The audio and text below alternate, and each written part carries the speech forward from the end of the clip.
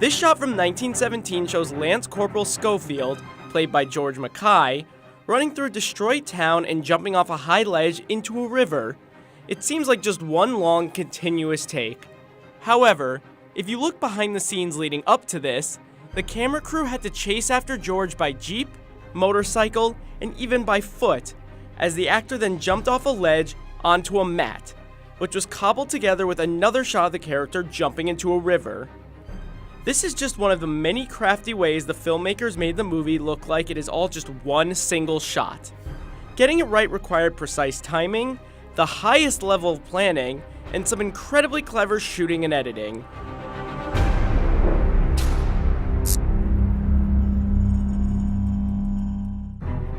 The entirety of 1917, a drama set during World War I, follows a pair of young soldiers trying to deliver a message to stop an attack.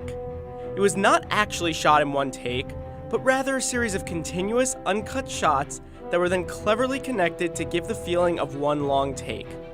While this has been done before, 1917 presented many new challenges for the filmmakers. One of the earliest examples of a one-shot film was Alfred Hitchcock's Rope. A more recent example is Birdman.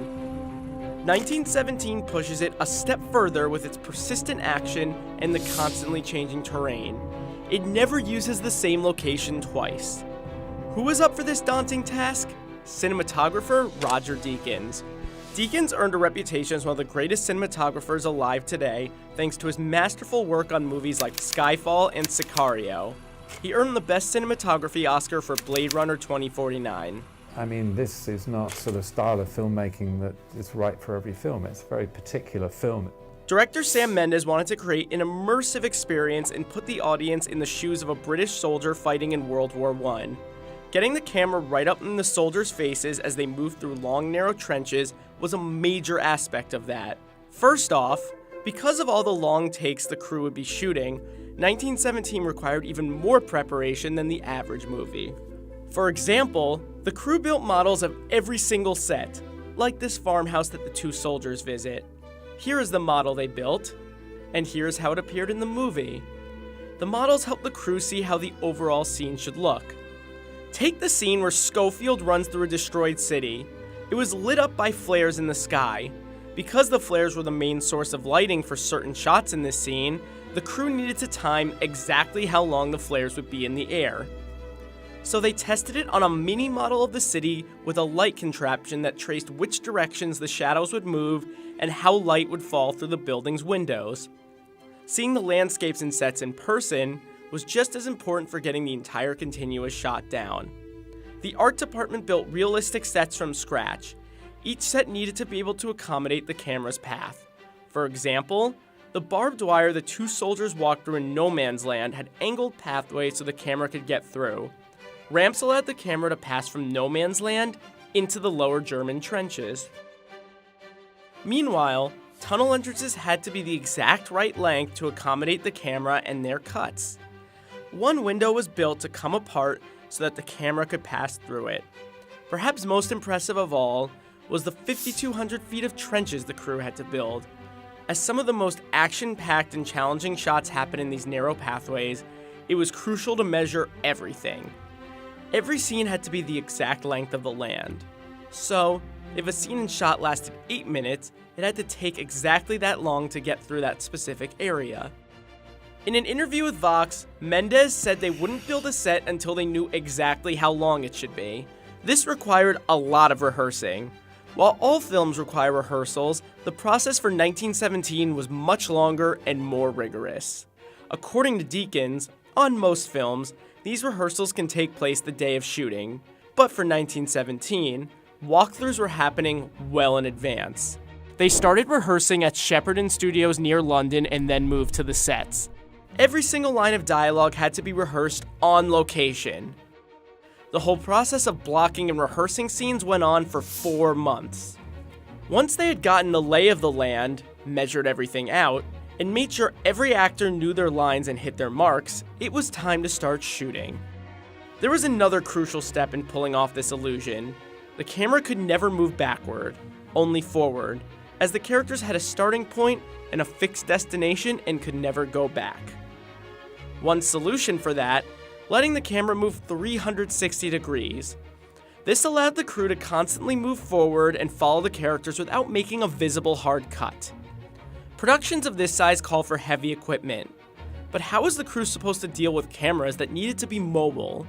The solution: a new model of high-definition camera that was much lighter and smaller than usual.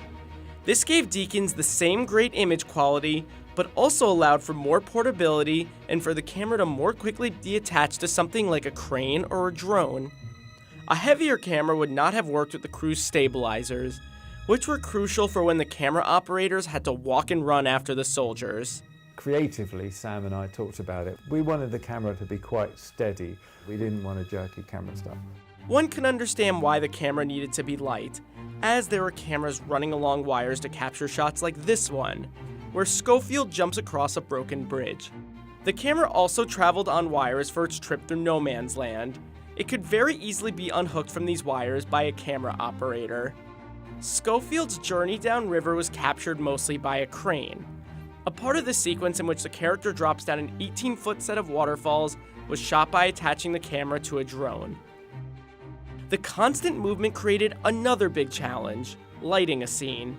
They did use some artificial lighting, like this 50-foot tall light tower that was dimmed to create the color of fire and meant to light up the entire ruined village. However, if they put lights in the trenches, they might accidentally show up on screen during one of the movie's many 360-degree shots, so they relied mostly on natural light. Cloudy days were more optimal than sunny days, as sunny days meant more shadows. I'm looking at all my weather apps to see when it's going to cloud over. And then, is that cloud going to last long enough to do a 5-minute take? And because the movie took place in real time, the lighting had to look consistent. Even a little too much sun in the sky meant production had to shut down for the day. Deakins needed to know not just how shots would look, but how they would be stitched together in post-production. Deakins and Mendes found subtle ways to make those cuts without the audience knowing. This would also help editor Lee Smith immensely. Sometimes an object would block the frame. Shots where characters traveled through doorways or entered a bunker also allowed for easier cuts.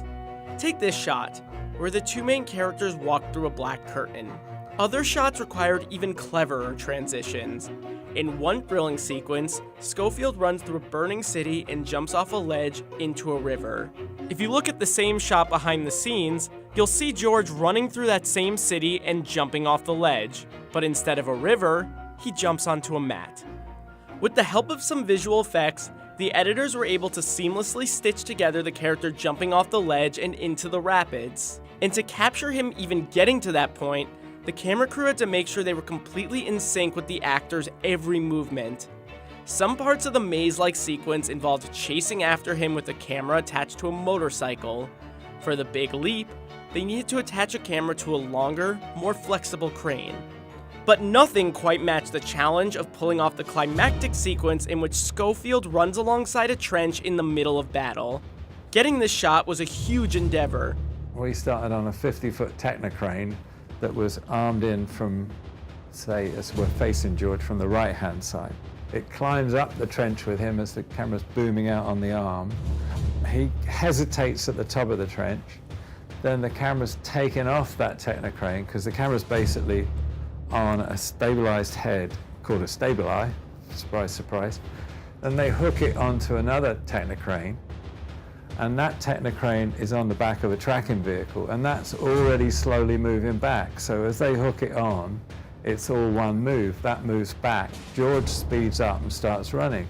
Meanwhile, the two grips that did that are in costume, so they find a way around to be able to come across the back of the shot, and you don't see them until that point in costume. And they were quite glad because they got money for being extras that day. Once the camera was on the truck, it had to follow George as he ran for about a quarter of a mile. Meanwhile, they had explosions going on in the background. According to Deakins, they only had enough explosions for 4 takes. And thanks to their tireless rehearsals and walkthroughs, they were able to pull it off on time. And while everything they did while shooting had to be so precise, there was still room for accidents. As George is running out of the trench, you'll see him bump into some extras. That wasn't planned. The actor bumped into them by accident and they just kept the camera rolling. Had they called cut right away, this great, genuine moment capturing the chaos of the war would never have made it into the movie.